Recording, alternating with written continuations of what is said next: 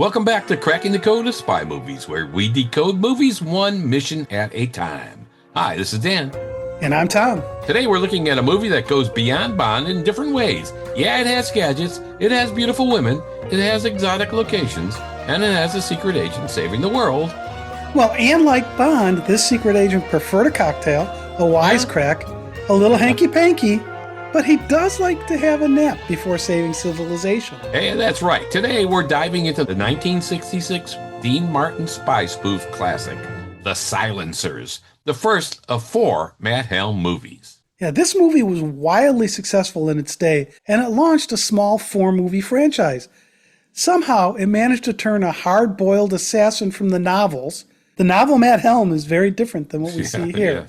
Yes. Because now he's one of the most relaxed, suave, smooth spies ever put on the screen. Production costs were somewhere around $3.5 to $4 million, and it earned $16 million at the box office, so that's pretty good.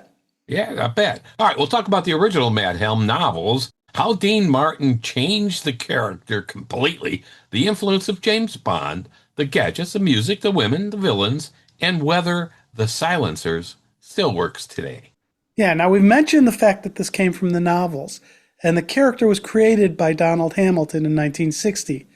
So this movie, The Silencers, really combined 2 of his novels, The Silencers and Death of a Citizen. Yeah, and if you've only seen the Dean Martin movies here, you might be shocked to learn that Hamilton's Matt Helm is nothing like the movie version, as we said. Nothing. Not even close. No. I mean, because Hamilton's Helm is closer to a professional killer than a suave spy.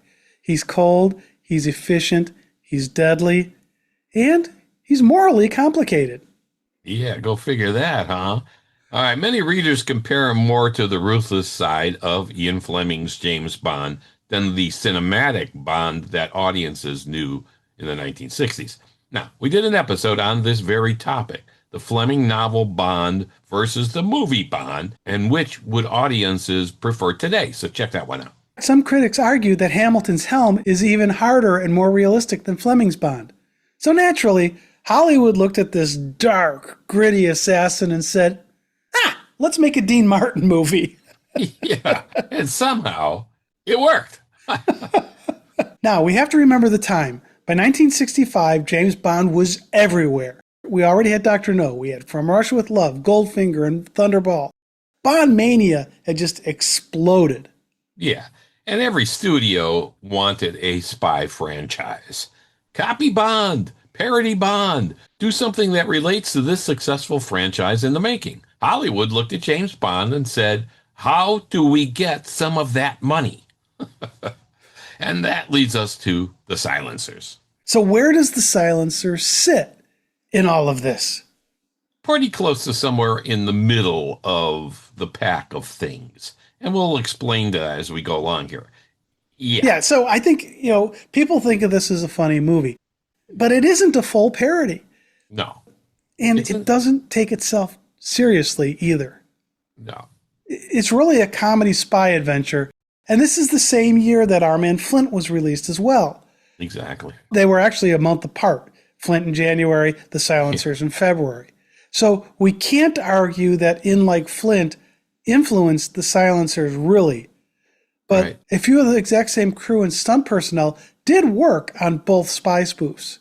Yeah. Some of those are Chuck Hicks. He's the stuntman and actor that served as an uncredited guard in Our Man Flint and an armed man in The Silencers. Joe Gray, a stunt performer, performed stunts for both movies. Yeah, all right. That's Joe Gray, the stunt performer, not Joel Gray, the actor. Yeah, exactly. Just to make sure. It's not very different people. Yeah.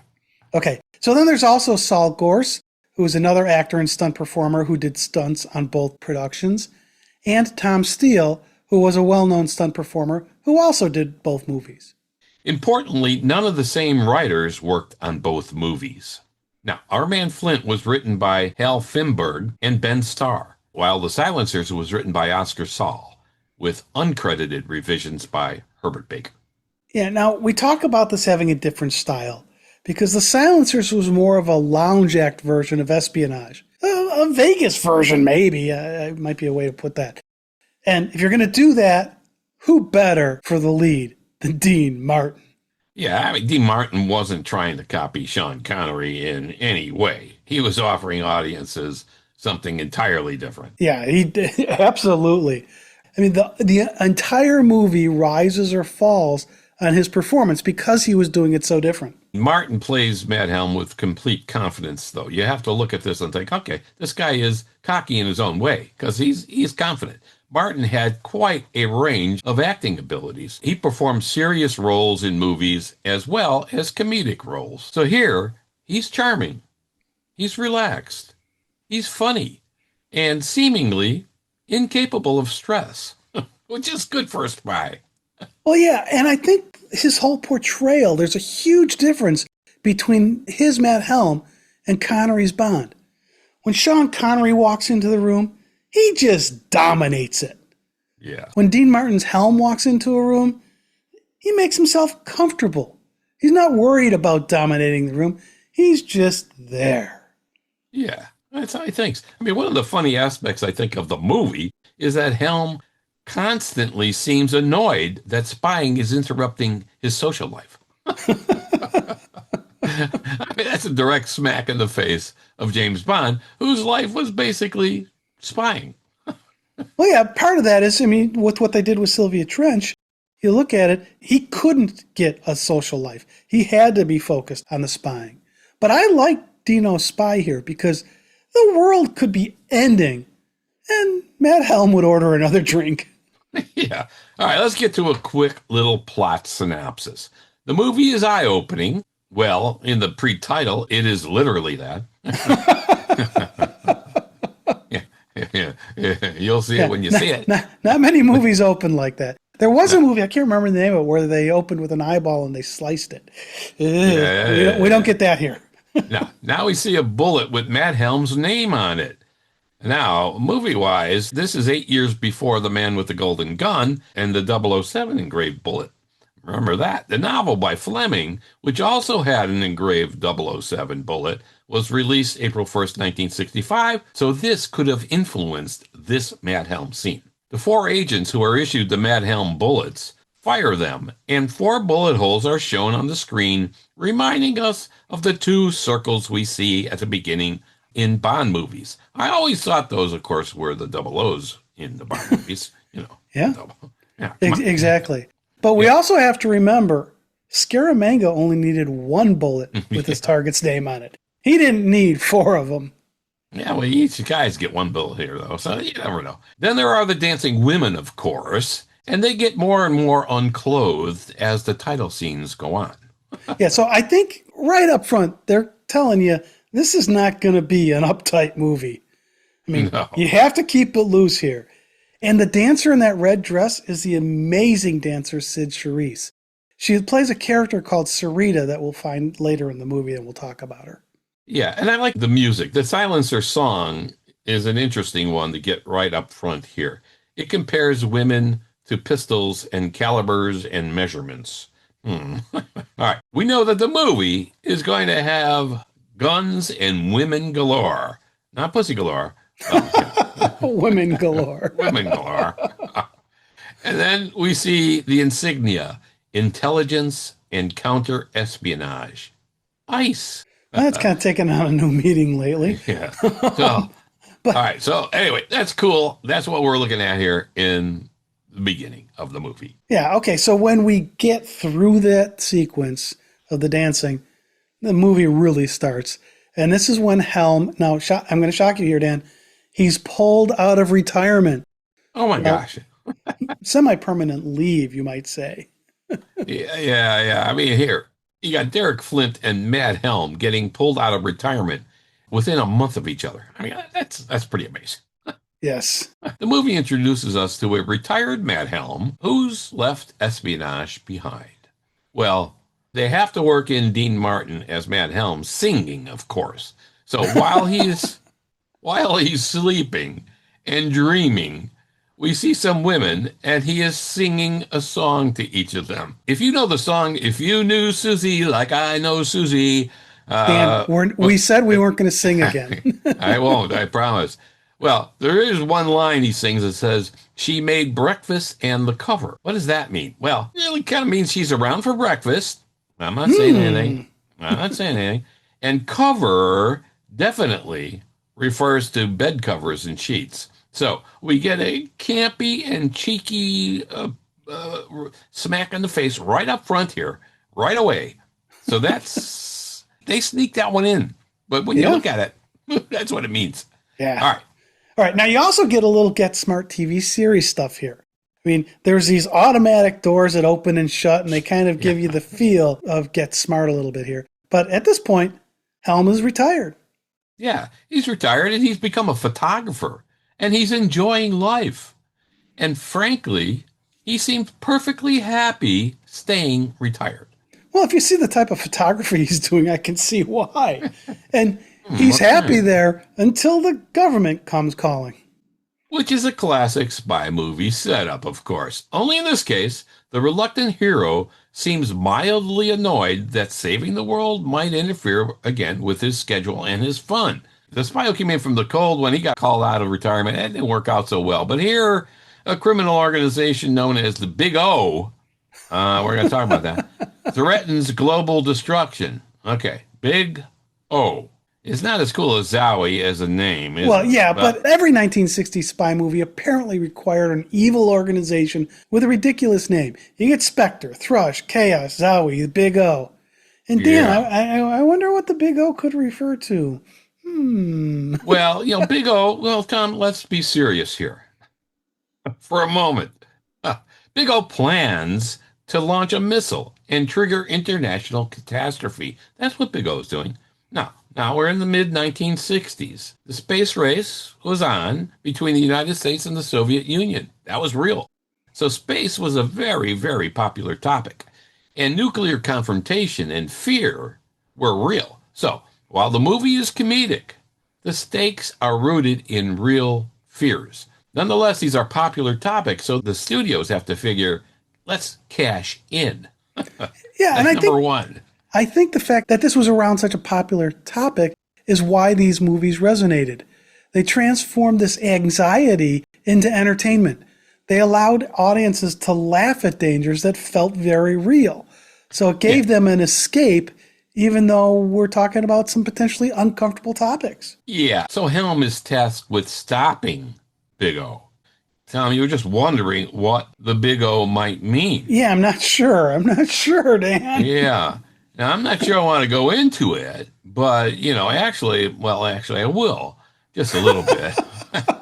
How far are you going to take this one? Even though Big O was a doomsday weapon, you have to believe that clever people like the producers, Irving Allen, the same Irving Allen who didn't think Bond would even be good enough for a TV series, if you remember, and director Henry Levine were using the Big O term maybe as a double entendre for, I don't know, Tom. It might. You're going to go there? We've heard of this term, I think. You're going there. Yeah. Well, I'm just going to spell it because we don't want to say the word on a broadcast. Orgasm. Oh, wait. That does spell orgasm. Okay. All right. I said it. There you go. That's not an organism. And that really kind of fits neatly into the campiness of this movie. The free love, swinging 60s tone, and the womanizing, playboy-like attitudes of the main character here, Matt Helm, it all fits in. So, okay. All right, let's go ahead with the plot. All right. Okay, now first, I do have to say, I never would have thought of that being the meaning for Big O. No one would have. Okay, well, now you want me to go ahead with the plot, but the plot isn't that important. The producers knew the audiences came for spectacle gadgets and Dean Martin, and basically to be amused. Yes, there are car chases, of course. They're double agents. There's an Operation Fallout. And there's even a helicopter that looks very much like the one used in From Russia with Love. You know the one, Dan, you sat in this one. Yeah. Now, I want to point out, though, I think that Matt Helm went to the same shooting school as Bond because he hits just about all of his targets, while Helm's adversaries, well, they were trained in shooting just like Bond's adversaries and villains, they can't hit anything. So you Well, see a lot of that in this movie. that's why you get four guys with his bullets. Because He's well trained. yeah, well, no, Or not. there's four guys with his name on their bullet because Yeah. maybe one of you guys can hit him. Yeah, there you go. All right. Now let's address one of the movie's most discussed aspects: the women. Oh, and there are a lot of them, Yeah. even by the 1960s spy movie standards. And There are. unfortunately, sometimes they wear very revealing clothing. You think? Oh, darn. Yeah. The movie embraces the era's fantasy spy formula, which was developing from the Bond movies, of course. Beautiful women appear constantly.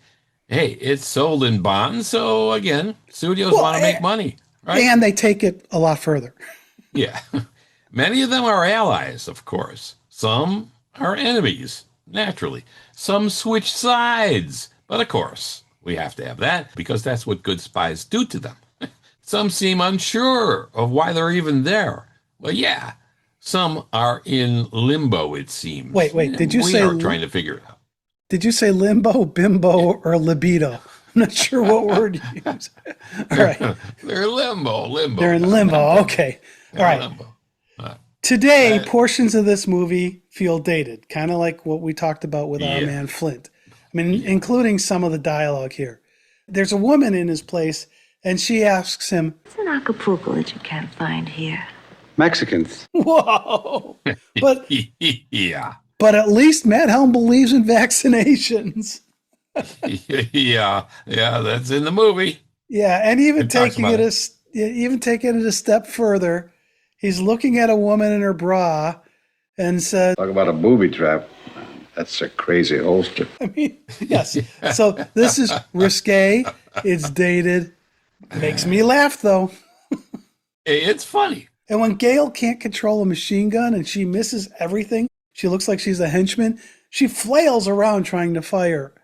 And Helm says to her, You know, if you were an Indian, Custer would still be alive. Oh, man. Yeah. well, that's another line that they wouldn't say that way in a movie today. Yeah, when Gail was doing that with the gun, and that's Gail Hendricks in the movie right here, it reminded me of Jill St. John in Diamonds Are Forever when she couldn't. He's doing that with the gun and going all over the place. So, hey, this was earlier. Yeah, and I think all of this, I don't even know what you want to call it. I mean, it reflects a specific moment in popular culture. Again, we couldn't get away with some of that stuff today, but it worked in the 60s, and quite honestly, I still find some of it pretty amusing.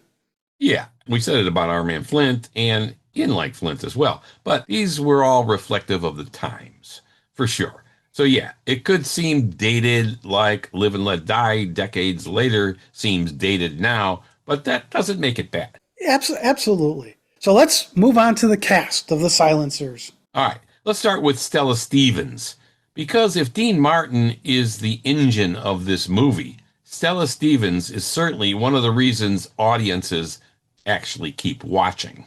Oh, yeah. She plays Gail Hendricks, and while modern viewers may initially think she's simply another spy movie girl, there's actually a lot more going on here. Yeah, I mean, she's not just standing around waiting to be rescued. She's involved in the mission. She's gathering intelligence. She's trying to stop the villains, and she often shows more initiative than some of the other characters. So she is active. Oh, yeah, and this movie, one of the things that I kind of find interesting here is that it's constantly pulling in two directions. On one direction, they want Gail to be a capable operative, but on the other, they want her to be part of the fantasy. Sometimes the goals work together, but as you'd expect, sometimes they're going to collide. Yeah, and it's constant in this movie, constantly pulling against each other. You got the comedy and fantasy on one side, you got the serious mission kind of thing on the other side, which isn't all that serious, but, the concept is serious. And, that's the real hallmark of many of the spy movies from the mid-1960s. Women are becoming more active characters, but the genre hadn't fully developed yet and evolved yet. So certainly not in this movie. Totally. Well, yeah, if you talk about that evolution, we can look at it in the James Bond terms. right? Yeah. We can kind of think of Gale almost as Honey Rider in Dr. No with the way they do that. And then if you compare her to Anya Amasova in The Spy Who Loved Me, you can see this progression that women are making. And Gale sits somewhere in the middle. Yeah, not there yet. Yeah, and then, and when in the car after this car chase, Helm pushes her for her code name. And she says, 3 dots and a dash. I just loved that because in Morse code, that's the letter V, which Churchill popularized in World War II as the sign for victory. So she's sassy here. Yeah. So Stella Stevens and Dean Martin are the lead actors in this movie. What about the supporting cast, Dan? Yeah, I think one of the things that I think is impressive in The Silencers is how committed everyone is to the tone of the movie. And you really need everyone to be committed for this to work. The producers, the directors, the actors, and all of this working together establishes and maintains this desired tone that they go for here, and it is successful. Nobody looks embarrassed to be in this movie. So, yeah, I think that's a great point. I mean, everyone understands exactly what kind of movie they're making. Yeah. Nobody's trying to turn this into Shakespeare. No, right. There's no to be or not to be's here. Victor Buono as Tung Zi is a perfect example. He's theatrical. He's larger than life. He's chewing up scenery and enjoying every minute of it and having a good time. So that's good.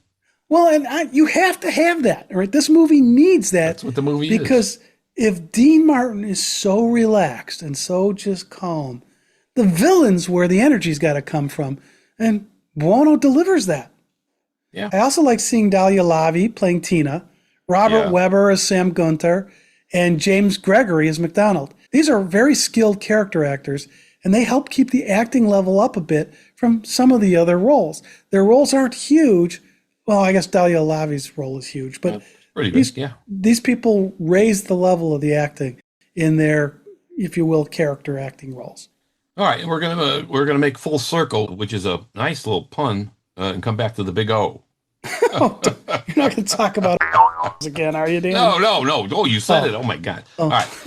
All right, we're going to talk about the big O. Now, because spy movies in the 1960s, they loved secret organizations, so we have to have this secret organization. Well, they really did. Yeah. Now, all right, I gave my impression of what the big O might mean, before.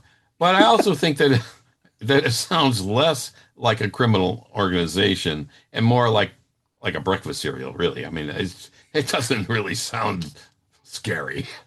Well, I don't know. It could be a professional wrestling nickname, and that might be scary. Okay. All right. What's funny is that the audience has accepted these names completely. There's no question about that. Why not? We wanted to know what they stood for and if it had anything to do with the movie at all. So sometimes you wonder. Yeah, today we'd probably just laugh and kind of go like, cringy. But back in the 60s, these things fit perfectly with the heightened reality of spy fiction. And that's something modern viewers should remember. This stuff can work. You don't have to cut it all out. Yeah, I mean, spy movies then weren't trying to be realistic. These kind of spy movies, at least. They were modern fairy tales, really. The villain lived in a secret base. The hero had gadgets. The fate of the world hung in the balance. Over and over again, right? So, well, and everybody dressed incredibly well. Kudos to the costume department on this. They did a great job. Now, and I also like the fact that some of them undressed pretty well too. Yeah, they do a good job of both. There's no nudity. We should point that out. I mean, this is 1960s. There's no nudity, but there's definitely some scantiness. Yes, there is. All right. Now, let's look at the villains. Victor Buono plays Tung Zi, and he absolutely understands his assignment. Well, yeah, we often have talked about how spy movies require memorable villains. Yeah. Bond, up to this point, was successful with that. And as we said before, Buono delivers that. He combines this menace with humor, and the results fit perfectly within the movie's tone. So that's the cast. Mm-hmm. So let's now talk about, this is a spy movie, let's talk about gadgets and technology. No 1960s spy movie would be complete without gadgets. I mean, Bond established the bar for that, and it was a high bar. All right, one of the reasons Bond became such a phenomenon was that audiences love seeing what Q had invented. And every studio wanted a piece of this magic. Absolutely. We might stretch it a little here and say that the gadgets, in a way, are the other star of this movie. At least they are entertaining, and we want to be entertained. That's why we're watching The Silencers. Well, and The they do. Silencer certainly is entertaining, Yeah. especially for a spy movie fan, because you've got hidden weapons, concealed devices, specialized equipment, and some absurd inventions. I mean, these movies always have some gadget where we just have to scratch our heads and go, huh? Yeah. I have to say that the gadgets here are probably not as sophisticated and elegant as the ones you see in the Bond movies, but that's almost the Nothing, point. that they're nothing trying to in make.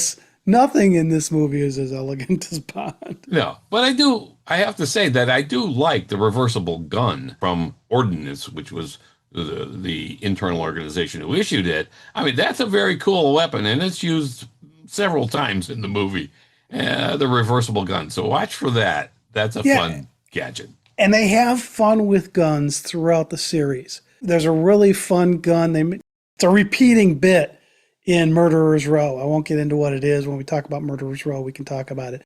But this concept of having a gun that doesn't work the way you think it does is a core tenet to the way they try to cheekily play with the whole, ooh, we've got guns.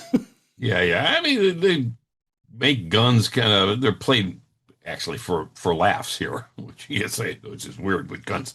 They're fun and they're playful and they're designed to entertain and amuse us. That's the part that's good and that we like. That's okay. All right. And you can, if you brought a kid to this movie, and I don't know if you would, right? That kid leaving the theater is going to want a toy version of everything that's on there because it all is really cool looking stuff. Yeah. And we also have to mention the lair. It's a combination of the Dr. No and You Only Live Twice set design. And the production designer, Joe Wright, and set director, George R. Nelson, are responsible for some cool sets. There's a rotating underground lair. I mean, it's pretty cool. Good stuff. Yeah. Yeah. I mean, taking control of U.S. missile launches, Russia getting the blame for it and so on. We've seen similar things, and we will see more of that as we go on. Now, let's talk about the music, because the music is cool.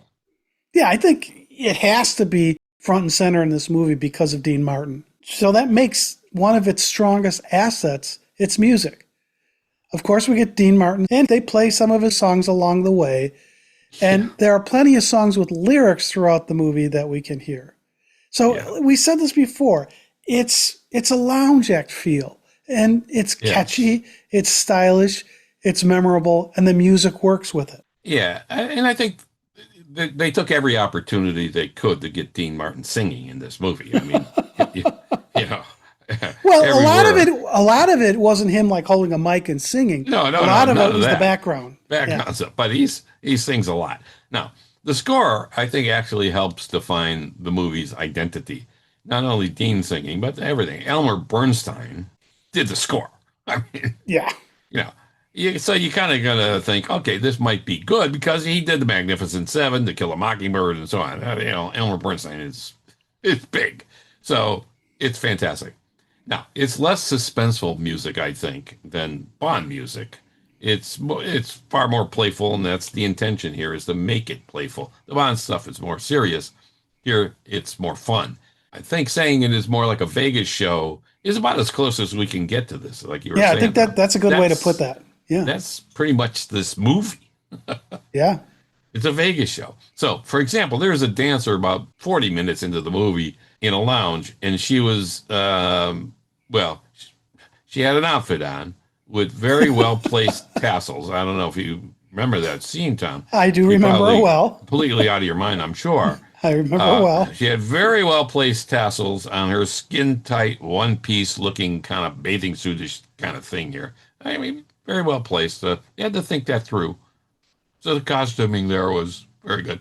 Yeah, now that wasn't just a dancer, though. That was, I said she was going to come back in this movie. That was Cyd Charisse playing Sarita. And it's always good to see her dance. Yes. Right. All right, so let's move on to the cinematography. Yes, we always like to talk about that. Yeah, visually, this movie embraces bright colors and wide compositions. And that's normal for these campy 1960s spy movies. It keeps us alert and looking around for what might happen next. It's visually fascinating, especially with the way they bring in all this color stuff to the costuming. Yes. And it captures a very specific moment in pop culture. There are bright colors, fashionable clothing. We get some modern architecture here. Of course, we get exotic locations. Gotta And have that. everything seems, I don't know the word, glamorous. I'm not quite sure how to put that. I mean, even they make danger look glamorous in this movie. So, I mean, so that is a good word. I mean, the cinematographer here is Burnett Guffey, who did other pictures that you may have heard of, like From Here to Eternity, Bonnie and Clyde, All the King's Men. So, okay, that's impressive. Yeah, that is. I'm going to bring up Bonnie and Clyde a little bit later here when we bring up another topic, but there's an interesting tie there, right? Yeah. Now, the cinematography in this movie is not trying to create realism. It's trying to create excitement. The movie wants you to enjoy looking at every frame. Yeah. Now, I think that's true. And the colors and everything else. What it made me think of is this. Imagine a swinging 1960s postcard. A postcard. Yeah. Remember those? I think they still sell them in places.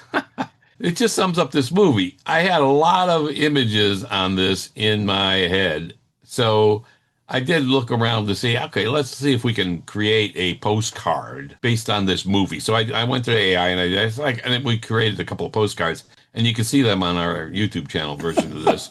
I mean, these are cool. And this actually, when you see them, you'll say, oh, yeah, this is a perfect scenario and summary of the movie that you have in this little postcard that you may have gotten in the mail someday or whatever, you know. So And you them. wonder why AI consumption is so high. Yeah. But yeah, on the postcard, when you look at them, it's like everything is colorful, everything is stylish, everything looks fun. So there you go. I can absolutely see that in that. Yeah. All right. So watching the silencers today feels like opening a time capsule, really. You aren't just watching a movie, you're visiting 1966. Really. You're there. So if we're talking about a spy movie in 1966, we do need to compare Matt Helm to James Bond. I think it's unavoidable. Okay, all right. Yeah, that's fine because every spy movie when they're creating them did that. So we'll do it too.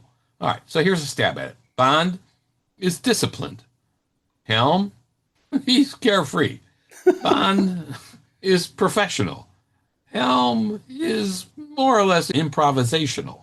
He kind of wings it. Bond is intense. Helm is mostly amused and calm.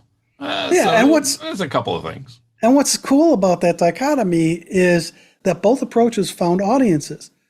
Yeah. Or should I have said, what's groovy about both approaches is that both approaches found audiences to stay in the time frame. Groovy. Yeah, groovy.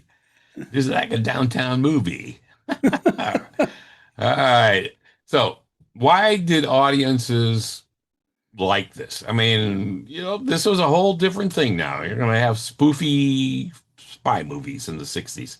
The movie became a pretty good hit. It cost about $3.5 million to make, as we said. In the box office and TV, it brought in over $16.3 million. So yeah, it's not Bond-type success, but that's pretty successful for a movie then. And it's really just because audiences wanted fun. Well, yeah, this shows us that not every spy movie needed to be serious. Yeah. We were living through the Cold War, and we had a lot of stress there. The space race and nuclear missiles were on everybody's minds. So people wanted and enjoyed a lighter approach, and they got it here.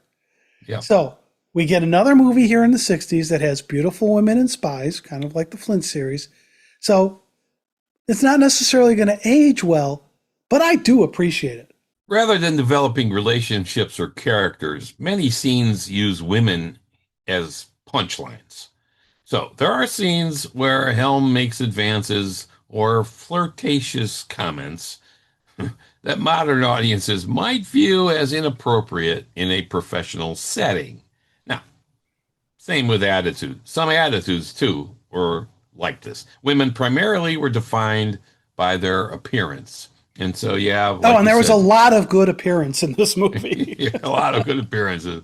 Many female characters are introduced visually first and personally second. So you're going to get the visual impact. The movie often treats beauty as their most important characteristic. Now, modern audiences would largely expect motivations, agency, backstory, competence, and see that on the screen as well. And see that all before physical appearances become the defining trait. Yeah. Though sex always sells, and every movie and product has known this for decades and still uses. They still use that technique. So, as much as we say, "Oh, he doesn't age well," they're still using this in every movie and every ad you see. So there you go. In the 1960s, though, this was often portrayed as charming. Today, viewers are more likely to ask, would this be acceptable workplace behavior? And the answer, of course, would be no. Well, yeah, we've really gotten a lot more uptight as a society. Yeah. I do think they cross the line sometimes with this one. Yeah. I mean, some portrayals of the women here, yeah. Several female characters function primarily as rewards for the hero rather than independent participants in the story. And a modern screenwriter would look at that and say, well, what does this character want besides Matt Helm? Sometimes the movie doesn't provide that answer here. Well, sometimes that answer doesn't have to exist. Yeah, okay.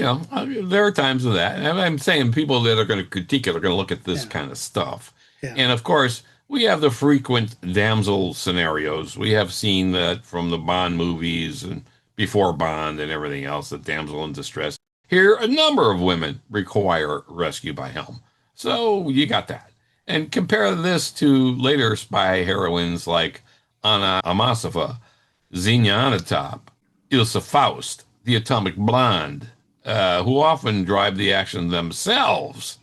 A little different. In The Silencers, competence sometimes takes a back seat. Yeah, now, modern viewers are going to definitely notice those elements, and there's kind of a cringe factor to it today. Okay. But I think what has aged well is Dean Martin's charisma. I think the music and the energy of this thing and the bringing in that whole colorful production design, I think that still works today. And I think most importantly, The Silencers never pretends to be something it isn't. No. This is what we are, folks. We're going to have fun with it. Yeah, and in using Dean Martin, who had a great singing voice, and using him in this movie for a fun comedic kind of outing, it was great. It was great. And using his voice in the movie was smart because he had a great voice. He was in the Rat Pack, of course, with Frank Sinatra, Joey Bishop, and Sammy Davis Jr. Yeah. And personally, Peter I Lawford. think Peter Lawford. Personally, I think that that Dean Martin had the best voice of that whole group. Didn't have as many connections as Frank. Yeah, but Frank could shape a note differently than Dean.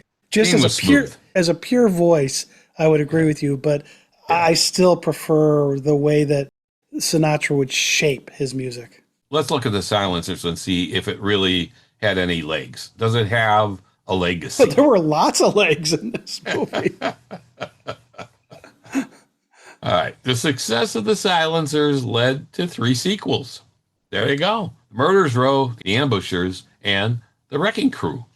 So, hey, they made enough money to do 3 more movies. They also rushed them out a little fast. So the series eventually faded because the quality got worse as it went on. Yeah. But it still remains one of the most successful Bond-inspired franchises of the 60s. Now, this is the first of the series that we've decoded. It was the first Helm movie. Let us know if you want us to decode the other ones. Yeah. Let's get into some of the fun facts about this movie. There are little-known facts. Yeah. All right. So there's a post-credits teaser. And The Silencers is really one of the first movies to do a post-credits comic teaser scene. I mean, that's pretty cool. Yeah, that's good. Different. Yep. Yeah. Now, also, Dean Martin was a snappy dresser in general. But for The Silencers, he used a special shirt maker, Cyd Charisse, who happened to make shirts for President Lyndon B. Johnson. So Dean's sharp wardrobe for the movie came from this shirt maker. Yeah. And in this movie, guess what? Somebody got dubbed. Oh, shocking. We know that Bond movies often dubbed characters, Honey Rider, Goldfinger, and a whole lot more. Here, Cyd Charisse, who we mentioned earlier as the dancer and so on with the tassels, was a special and talented dancer. But her singing in this movie was dubbed. Vicky Carr, who was a popular vocalist at the time, did the singing here. But for Vicky Carr, 1966 would really be kind of her breakout year for mainstream pop. Yeah, and here she's behind the scenes. You don't know she's there singing it. Yeah. Then there's a funny scene here I call the Sinatra inside joke. And we mentioned Sinatra before in the Rat Pack, right? There is one scene where we clearly hear Dean Martin's own 1960s hit, Everybody Loves Somebody Sometime. Should I sing it? No. Okay, I won't. No, we're not singing anymore. It's playing on the radio in Matt Helm's car.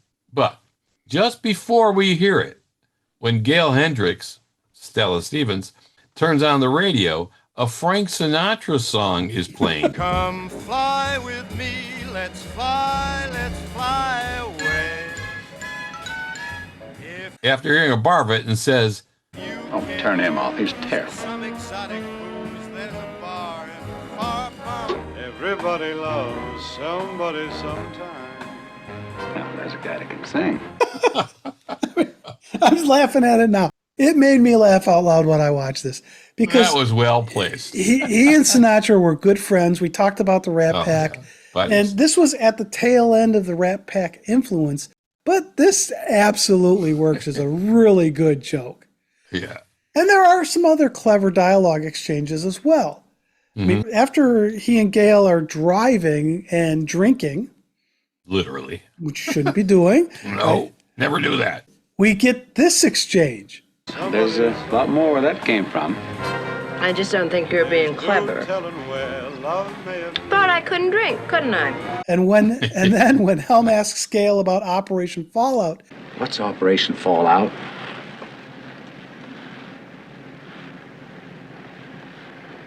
That's for you to know and me to find out. I mean, vice versa. It's clever writing. Yeah. Try harder, she even says. I mean, just fun little lines throughout this movie. Now, the book and the movie are light years apart. Donald Hamilton's original Matt Helm novels were serious espionage stories. The filmmakers used the novels to create a plan for a farcical spoof. What did Hamilton think of all of this? He wrote the serious stuff. Well, in a 1991 letter talking about the Matt Helm movies, Hamilton noted that the Playboy character Dean Martin portrayed was, quote, pretty far from the grimmer character that he originally wrote. However, he stated, it wasn't my silencers. It was still a fun movie, and I had no objection. Well, all right, that's what he said. Why? Because he made a lot of money on these movies. Hamilton was always very pragmatic about this deal. He made a lot of money. And so even though Matt Helm's character was nothing much like his serious and gritty character that he wrote, he benefited immensely and got very wealthy from book sales generated by the movies and so on. His lifetime sales were over 20 million copies of his books. So, made it easy and simple for him to accept the movies for what they were. Well, and you also get in the mid-1970s this Matt Helm TV series starring Anthony Franciosa. Yeah. And this was yet another very different characterization of Matt Helm. Yeah.